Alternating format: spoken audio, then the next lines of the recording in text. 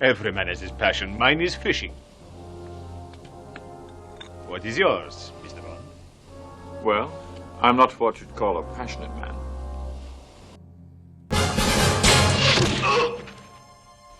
I think you got the point.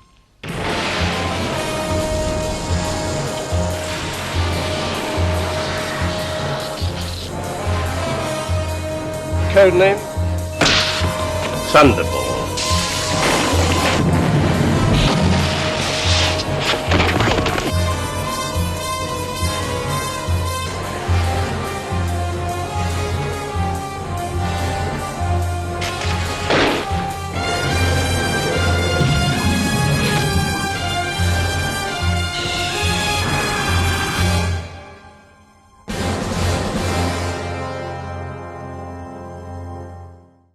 James motherfucking Bond. There is no other franchise on this earth that I like more than James Bond. Shocking. I have read the books, played the video games, and have seen all the movies at least 10 times each. But even though I love the James Bond franchise, there was always one Bond movie that haunted me my entire life. It was all me, James. It's always been me, the author of all your pain. Thunderball. Truly one of the worst Bond movies, in my opinion at least. There is no other bit of Bond media that I dislike more. It's fine. It's not that bad. You know, I actually kind of like James Bond Jr. But Thunderball, I hate it.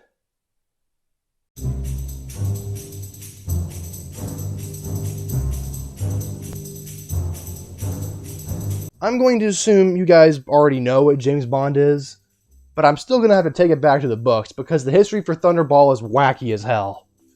It's the year 1958, and James Bond author Ian Fleming, who had just come off his previous Bond novel, Dr. No, is looking to bring James Bond to the big screen. Keep in mind that it is 1958, so the only film adaptation of any James Bond work was that climax episode of Casino Royale in '54, and the less said about that the better. Fleming teams up with Ivan Bryce to make an original screenplay for a possible Bond movie. Later on, Bryce brings in Irish writer-director Kevin McClory. Remember that name because he's going to become very important. The trio, along with Ernest Cuno and McClory associate Jack Whittingham, begin writing the Bond screenplay. Fast forward to 1959, where Fleming meets with McClory and the others to go over a more complete version of the Bond screenplay that was titled Longitude 78 West, later renamed Thunderball by Fleming. The plot for this original draft of Thunderball would have been about a group of celebrities on an airplane that would have been taken over by the Russians. The Russians were later changed to be the Sicilian Mafia until being changed a final time to an original organization called Spectre. Other elements were later added, most notable the subject of an airborne theft of nuclear bombs. Fleming, however, later decided that the screenplay the team had been working on would make a great baseline for his next James Bond book. So Fleming would then go on to write his 8th James Bond book, Thunderball, and nothing bad happened at all. I'm just kidding, of course something bad happened. So when McClory and Whittingham got an advance copy of the book, they realized they were not credited. So naturally, the duo took Fleming to court over stolen ideas and whatnot. Fleming and his publisher later had to go back and credit McClory and Whittingham, along with one other thing. McClory would own the film rights for Thunderball. Hey, so that's why he's a producer on the film. But Fleming gets to release Thunderball, while McClory gets to plot his revenge in the volcano lair from You Only Live Twice. Jump to 1965, where the 4th James Bond movie Thunderball is now in production, with shit-eating goblin Kevin McClory in tow. Thunderball was actually meant to be the first James Bond book-to-movie adaptation back in 1962, but Bond producers Cubby Broccoli and Harry Saltzman were advised against it because of the legal disputes with the Fleming and McClory. Thunderball will be the most expensive Bond movie to date, coming up to about $4 million, which would be about $38 million today. The James Bond movies were increasing in budget over time, about $1 million more a picture, but Thunderball was going to be different. There were going to be car chases, sharks, and most notably, extended underwater action sequences. It was also the longest Bond movie at the time too, clocking in at about 2 hours and 10 minutes. But I'm getting ahead of myself. Before I can talk about how cool and not boring the underwater stuff is, I actually have to talk about the movie first.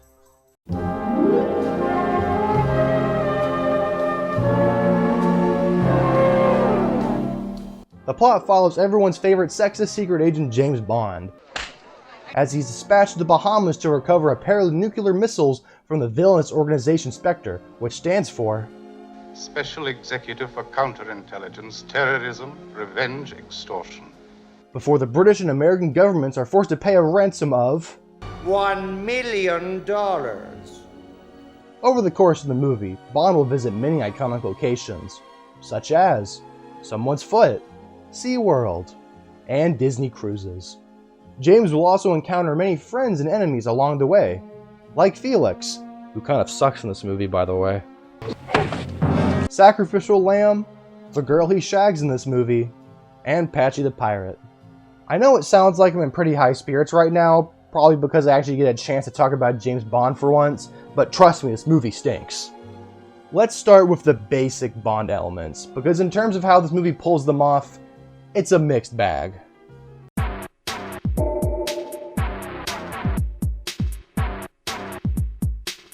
In my opinion, there are a checklist of things a Bond movie must have to be a good Bond movie. So let's go down this totally professional list and see how Thunderball handles them. Bond fucking sucks in this movie. Sean Connery is so bored. Thunderball is the beginning of Sean Connery not giving a shit about James Bond, as he became increasingly bored in the role. While he was Bond in the 60s, Connery was constantly trailed by the press and fans alike, and he hated it. He infamously couldn't even use the bathroom without being hounded by everybody. Of course, we can't be mad at Connery. I feel like we would all act put out if we couldn't drop a deuce in peace. But that boredom carries over into the movie, and it really hurts the entertainment factor. If Bond's bored, then I'm bored too. It all happened too fast too. Like, take a look at this Q scene from Goldfinger only a year earlier. Whatever you do, don't touch it. No, why not? Because you'll release this section of the roof and engage and fire the passenger ejector seat. Whoosh. Ejector seat? You're joking. Then look at a similar bit from Thunderball. Here we have a Geiger counter. Useful and unobtrusive. The sweep hand takes the radioactivity count. It's waterproof, of course. But of course. Connery's boredom would take full form in the following movie, You Only Live Twice. I love you. The villains are a mixed bag. On one hand, we have our main villain, Emilio Largo, who is so freaking bland. The only thing going for him is that he has an eye patch and is Italian. While Largo does have a presence in the film, all he really does is just stand around and order people to do things. His only real highlight of the movie is when he's going over his mission overview at a Spectre meeting, which to be honest is one of the best parts of the movie. And while we're on the topic of the Spectre meeting, it would be foolish of me not to mention Spectre number 1, Ernst Stavro Blofeld. He is the true highlight of the scene, and a major step up from his last appearance in From Russia with Love. It's just something about the set, his elevated position over everyone, the way he dispatches failed goons really makes this one of the best Blofeld moments of the series. But of course the main villains are only one side of the Bond villain coin, because we also need some great henchmen to back up our lead villain. For this movie we have Vargas, and well, what is Vargas anyway? For you? Of course. Vargas does not drink, does not smoke, does not make love. What do you do, Vargas? Every man has his passion. Mine is fishing. Okay. So Vargas sucks. At least he provides one of the coolest quips in the series. You must have followed us.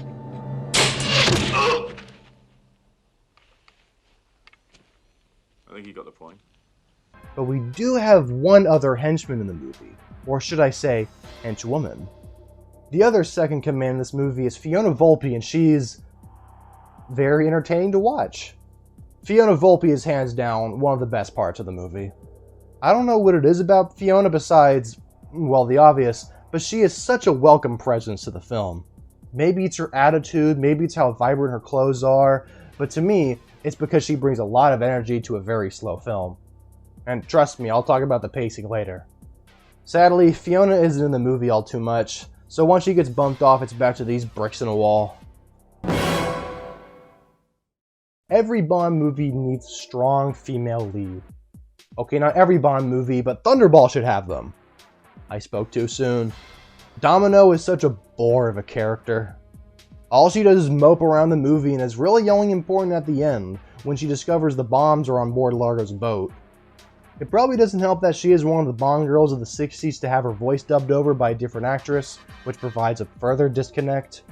Her character, though, is admittedly new in terms of types of Bond girls.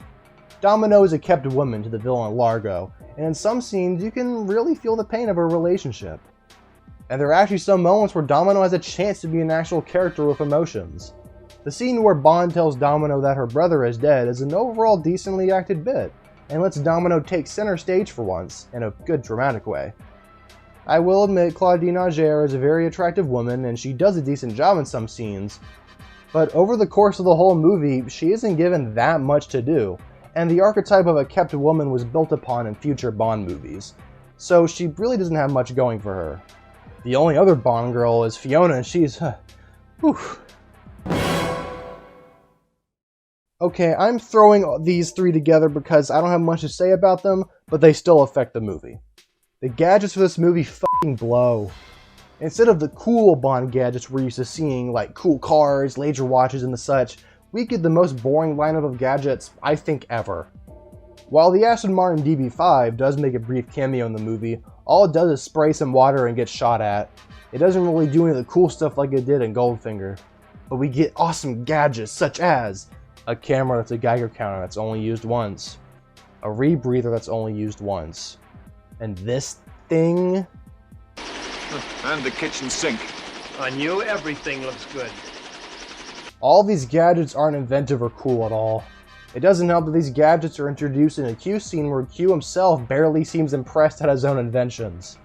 But of course, the standout gadget in the whole movie is the jetpack. It's alright. I know it's iconic and all and a cornerstone of classic Bond, but it just doesn't work, man. The thing is barely on screen, the effect looks bad, and it's not even shown off well. And Bond looks stupid in that helmet. No well-dressed man should be the first one. Yes, very practical. It's not like the Allies are any better in this movie. And holy crap, there are so many! Let's count them out. So of course we have the MI6 regulars, M, Q, and Moneypenny, they're all a must. Then we get Felix, who chaperones Bond around the Bahamas. We also have Paula, who kind of does the same thing but has breasts. We also have Pinder, who has a house. That's, let me do the math real quick. Oh yeah, too many fucking people to keep track of. All these guys just drift in and out of the plot, so it's hard to keep tabs on them when they show up, especially when they become plot important. At one point in the movie, Paula gets captured and Bond stages a rescue. But by the time they get there, she's already dead and Bond reacts accordingly.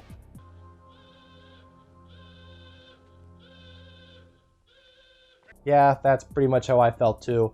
I hardly got to know her. And then we have the locations. It's a must for a Bond movie to be shot at a beautiful location, and thankfully, Thunderball delivers.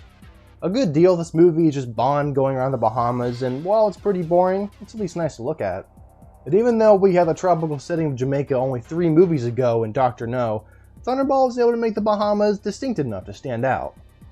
Thunderball is a nice time capsule of what the Bahamas was up to in the 60s, and that's just one of the cool things about classic Bond. I like this. Hey, that's the second movie I've covered where a positive is a John Barry score. I've spoken highly of John Barry before in my Game of Death FYA, and I always enjoy his music. Thunderball is no exception. I don't have anywhere else to mention this but here, but there are technically 2 theme songs from Barry.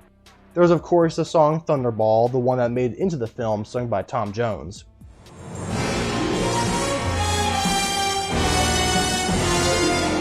He always runs while others walk.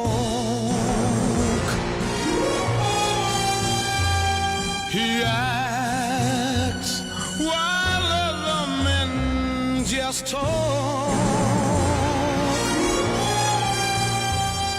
Thunderball is one of the best Bond songs by far, and Tom Jones takes it all the way.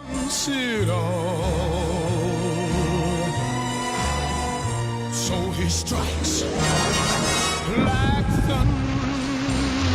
thunderbolt. But the other song that was unfortunately rejected, Mr. Kiss Kiss Bang Bang, is also great. He's tall and he's dark, and like a shark, he looks for trouble. That's why the zero's double.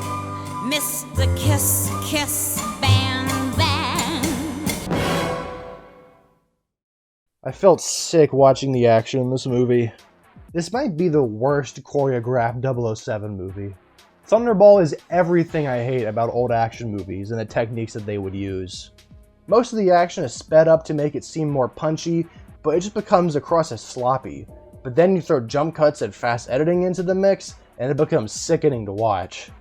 I will highlight one action scene though, and it's the little fight Bond has at the beginning of the film. It's brutal and has lots of good stunts.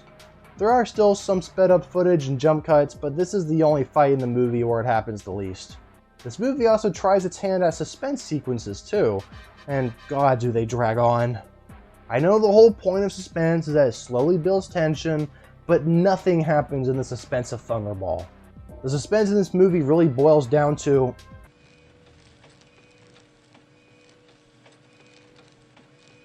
and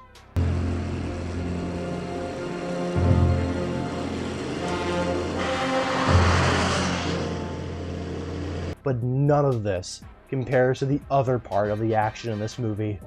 I may dog on the sloppy editing and pacing, the fistfights and gun battles, but at least they were over fast. Whenever I see any body of water, no matter how big, I know it'll slow down everything to a crawl. I get shivers down my shit if Bond even goes near a sink. Now, let's give Thunderball the benefit of the doubt. In 1965, these underwater sequences were groundbreaking. The only other big budget movie that I can think of that did such a thing before was The Creature from the Black Lagoon. But the difference with Black Lagoon and Thunderball is that Black Lagoon's underwater bits are fast and fun, and they aren't slow like a laser creeping its way up to my balls. It feels like everything is in slow motion, and it makes these underwater action scenes feel like they go on forever. While the underwater action is impressive, it's not exciting and overstays its welcome. And speaking of things taking too long,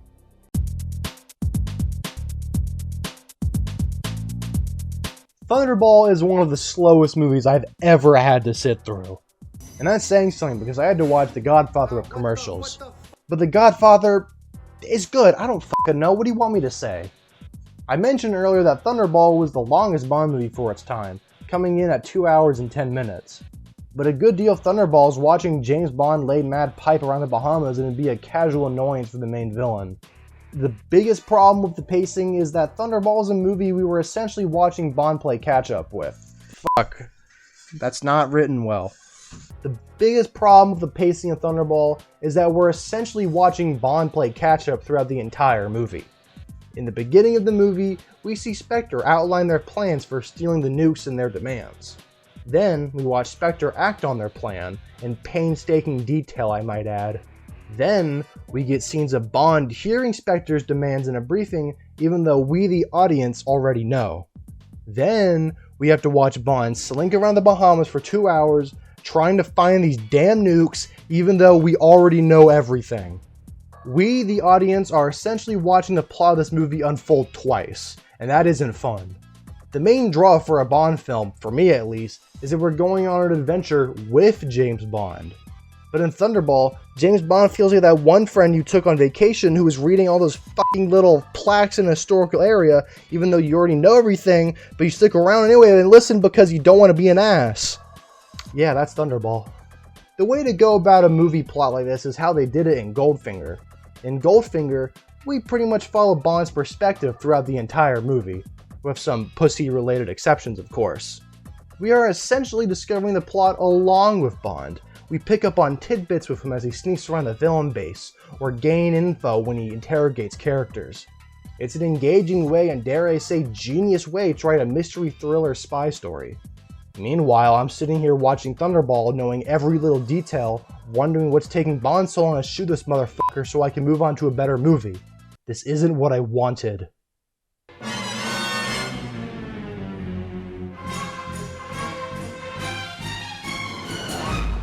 Do I really have to talk about this movie? Okay, I will. So, we meet again, Mr. Dick Splash.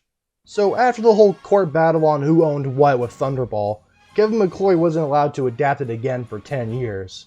So, in the 70s, McClory started production on his adaptation, which initially was called Warhead, that focused on Spectre staging an invasion of New York City.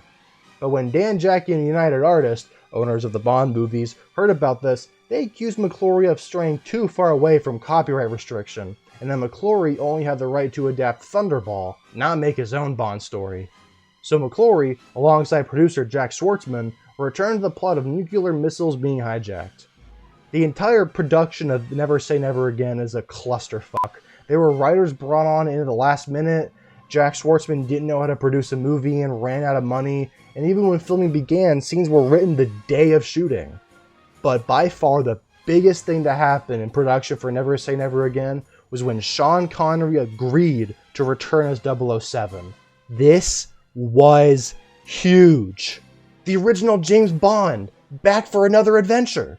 Keep in mind, when Never Say Never Again came out, Connery hadn't been Bond for 12 years. This meant no matter who you were or what Bond was your favorite, this was a movie you had to see, regardless of the quality, The name Never Say Never Again was actually thought of by Sean Connery's wife, who used Sean's infamous quote after his final official Bond movie, Diamonds Are Forever, where Sean would say he would never play Bond again. They also probably went with Never Say Never Again because they couldn't name the movie Stinky Stinky Mr. Fuck.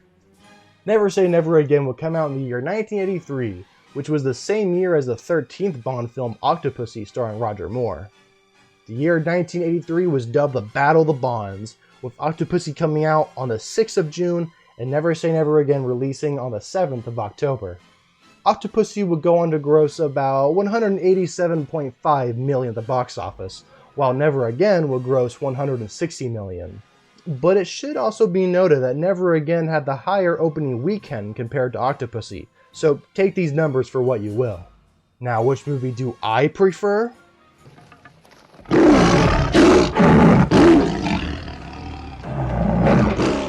Sit.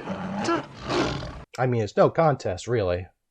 Now, for this part of the video, I'm going to abandon the chapter structure and just talk about Never Say Never Again. There is so much here, I can make an FYA on Never Say Never Again alone, but for the sake of completion, we're talking about it here. Where the fuck do I even start with this movie? I guess we could start at the beginning of the movie, which is by far the worst opening to any Bond movie. This movie starts out in a bum no, and I mean literally. The first note of the opening song sounds otherworldly bad. The film opens with a slightly impressive shot of hundreds of 007s pushing towards the screen, only to dump us in the worst title sequence of any Bond movie, which is also accompanied by the worst Bond song. It's clear right off the bat that Never Again is trying to ape what the official Bond series was doing at the time, with its soft-sounding pop song and pre-titles that also seemingly take place in South America or Cuba, which is something Octopussy did the same year. The title song, Never Say Never Again, sung by Lonnie Hall, is so breathy and it sounds like she's gonna break into tears at any minute.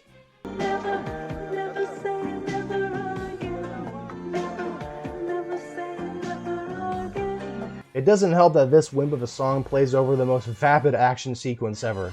Compare this to the official Bond movies and how they did their pre-titles, which includes a great introduction to our hero, has some good action, and usually a show-stopping stunt to set up the rest of the movie.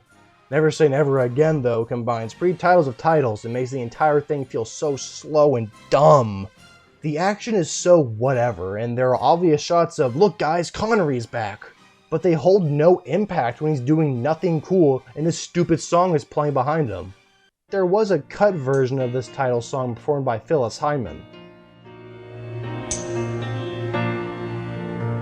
I'll never say never again. There's no way to know the ways of love. I'll never say never again.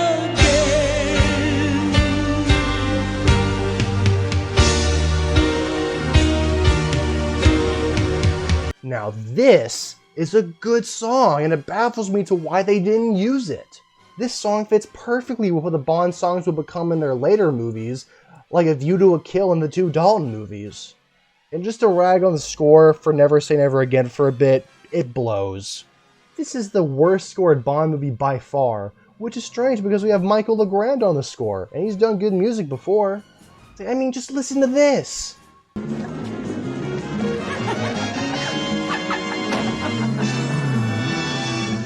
And not even 15 minutes after this, we get some sitcom music cue.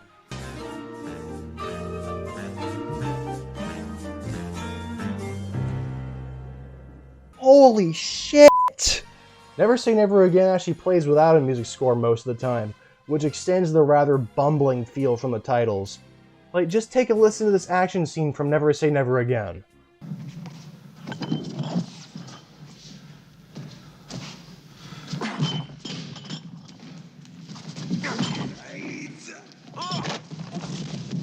Then listen to this fight from Thunderball.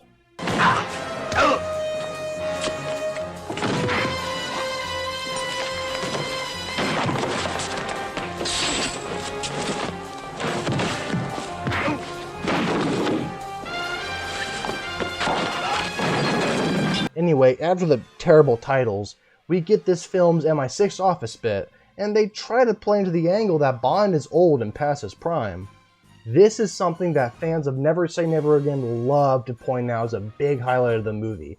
It shows Bond as an aging figure struggling to make it in the modern age, modern being 1983. Okay, counterpoint. Anyone who says that is delusional because that is not what the film is. They do make reference to Bond being an older gentleman, but it's really just surface level and is treated as a joke. My word, they don't make them like this anymore. Right. It's still in pretty good shape. This way, sir. Your body's got enough scar tissue for an entire regiment. Right. But it's still in pretty good shape. Most of the time, these jokes just feel like they're saying, hey guys, isn't it funny we got Connery back after 12 years and he's old now? It makes these parts of the movie feel like they're mentioning that Connery is old, not that Bond is old. I forgot to mention this in the actual video, so I'm going to say it here in post before anyone goes in the comments and yells at me. People do say that this Bond is technically coming out of retirement, but just like the whole old angle, I feel like that's also a joke, because like, hey guys, isn't it funny how Connery was kind of in retirement for James Bond, and now Connery is back? Again, it just feels like a joke that's more aimed at Connery than an actual bit of the story.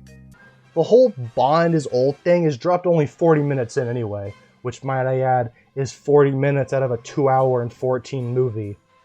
The furthest they ever really go with the whole old angle is that they keep saying he's old. They keep insisting he's past his prime. There's never a scene where Bond personally reflects on his age, or tries to do something 60s Bond would and fails. Bond in Never Say Never Again has no problem beating up goons half his age and making moves on a woman young enough to be his daughter. It just feels like business as usual for this Bond. If they really wanted to drive home the whole old Bond thing, maybe don't open the movie with him doing action stuff and being pretty good at it, and then flirting with a nurse not even 10 minutes later. And it sucks they don't play into the theme of an older Bond, because that would have offered something the official Bond series wouldn't do. The only positive I can really say about Bond in this movie is that Connery actually seems like he cares for once.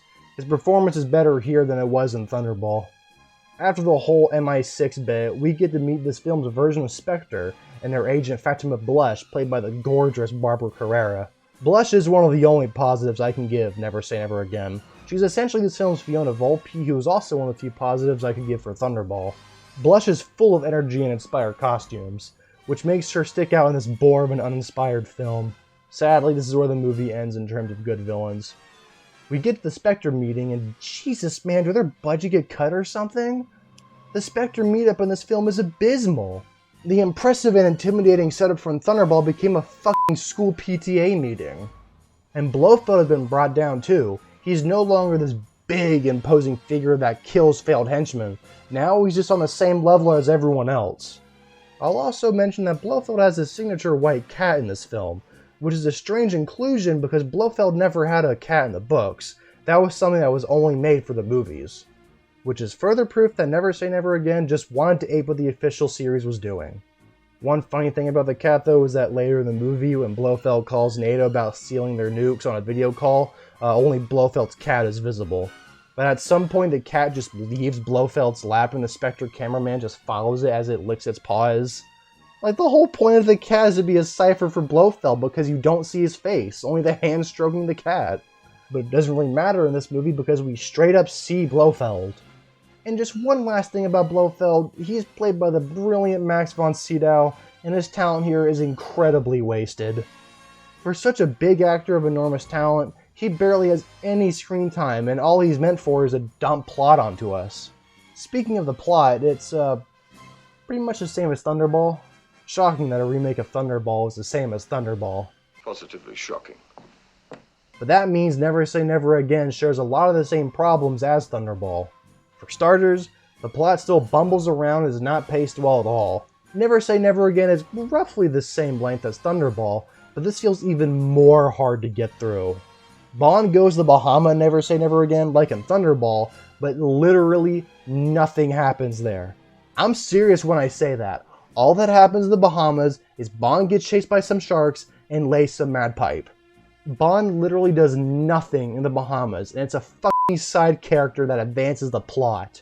Well, I guess that proves Mr. Bean is more capable than 007. The pacing also suffers like it did in Thunderball. Like Thunderball, we already know everything about the evil scheme from Spectre, so we're back to playing catch-up again. We still see Spectre outline their plans, we still see them carry out their plans, we still see MI6 flip shit, and we still watch Bond try to figure out everything even though we know everything. The villains and the Bond girl were also not improved on at all.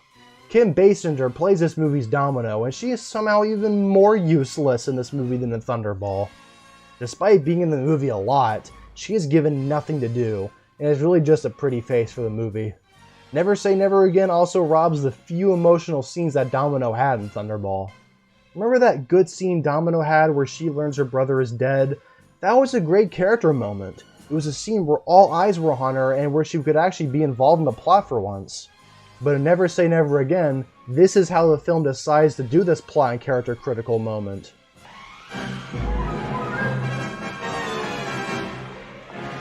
Your brother's dead. Keep dancing. This shit feels like a gag, a cruel joke played on Domino, and us, the audience. There is so much going on in this scene, we don't have time to process the dead brother bombshell, and neither does the character. The outrageous spectacle of a fucking tango number robs this development of any way because we're focusing on the fact there's a tango bit in a fucking James Bond movie. And while she is still a kept woman like in Thunderball, she actually seems quite happy with her lot in life, which is strange. She seems to have genuine love for Largo in this movie, and if your Bond girl isn't intimidated by the main villain, you know something's wrong. Max!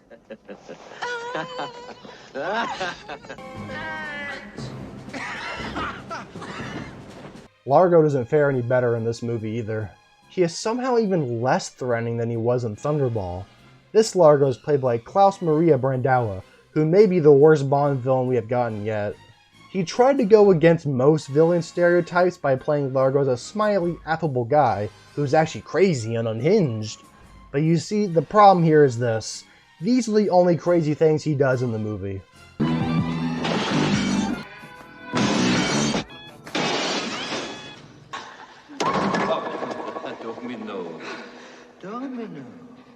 Yeah, the only intimidating things he does is smash a wall and smash a vase.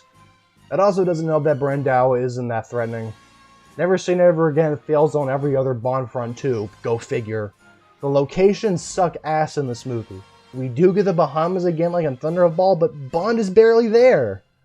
We don't get any scenes of Bond going around taking in the sights, visiting the beaches, classic Bond travelogue stuff. Nope, all he does is go to his hotel, go underwater, and hang out at a bar, which I'm convinced is just a set. Bond then heads to France, and I will say, if this movie does anything right, it captures how unappealing France looks. But none of this compares to the final location of the movie. You gotta be fucking kidding me. Really? You're gonna have the big final location of your epic Bond movie be this shithole? North Africa has tons of amazing countries in it, but you decided to film here? What is even more baffling is they got Douglas Slocum as cinematographer. Douglas Slocum has worked on a bunch of other movies, most notably the Indiana Jones trilogy. And the Jones movies also take place in rather unsavory places, but the movie makes them feel like other worlds, and most importantly, makes them somewhat appealing and good to the camera. There's a trend with Never Say Never Again. A trend of having all this good talent on board but just wasting it. The action is somewhat better. There actually isn't a lot of action in this movie. We have the whole bit of the credits, the fight at the clinic, the underwater bit, the motorcycle chase, then the finale. And while that sounds like a lot, these bits of actions are spread out way too far apart, and they aren't even that impressive. The fights feel so slow, and like I mentioned earlier, most of these scenes play to no music. Say what you will about the jump cut laden fights of Thunderball, but at least they had energy. And I have to talk about the video game bit, because I'm being forced to. Jesus Christ! This might be, and I've been saying stuff like this a lot for this movie, the worst scene in any Bond movie. The film stops dead in its tracks for this, and it's the most boring, confusing, and idiotic scene in the entire movie. Bond and Largo play a video game, and the entire setup is so fucking bizarre. This is a spin on the usual confrontation Bond has with villains at casinos, but I guess to spice things up for Never Say Never Again, and because it's the 80s, they played video games instead of the usual card games and whatnot. But the thing is, with poker games like Baccarat, you can look cool while doing it. You can't really look cool while playing video games. This scene was obviously written by someone who has no knowledge of video games, and the rules are so nonsensical and hard to understand, and I'm not even going to attempt to explain them here. The bit goes on for far too long, and all it is Bond and Largo at opposite ends of the table staring blankly at a screen. No music is present at all, and the void is just filled with the bleeps and bloops of the game. I feel like the best way to describe how bad it is to just show you. Young children, avert your eyes.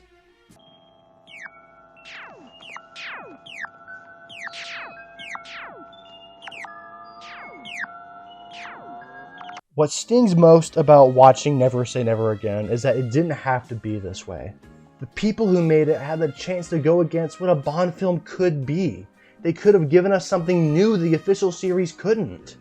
But instead, they chose to play it safe and deliver a below-standard rip-off Bond adventure that is worse than the already bad movie it remakes. Oh yeah, remember when this video was about Thunderball? But while Thunderball is a bad movie, it certainly does not reach the lows of Never Say Never Again. I can't believe I'm saying this, but Thunderball, I'm sorry. But at least Never Say Never Again gave me this line to use if anyone asks if I want to watch it. Never again. Never? Never, never say never again. Never, never say never again.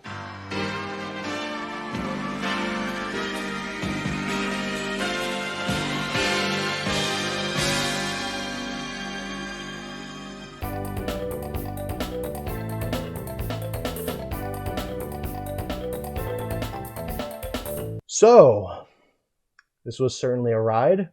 If I had to choose the worst movie, I would still say Never Again. But that doesn't mean Thunderball's a good movie. Thunderball, and by extension Never Say Never Again, are prime examples on how not to make a Bond adventure and how not to use all the tools you are given. Thunderball has the potential to be one of the best Bond movies. It's got Sean Connery, the gadgets, the good locations, the beautiful women, and everything else a Bond movie needs. But all these elements are mishandled by the mindset that everything must be bigger. More underwater action, more gadgets, more beautiful women and villains. It becomes a very crowded film that is also reflected in its bloated runtime and bad pacing. While the Bond blueprint is here, it shows you can't just press make a movie and expect it to be good. You can't just throw cool locations and fun gadgets into a script without taking the time to make everything interesting and fun. Thunderball is the Bond movie that could have been good. It had all the right ingredients, but really it should have just stayed in the oven a bit longer. But hey, at least Bond movies were never bad again, right? I stand corrected. What a blow it must have been. You having a failure. Well, you can't win them all.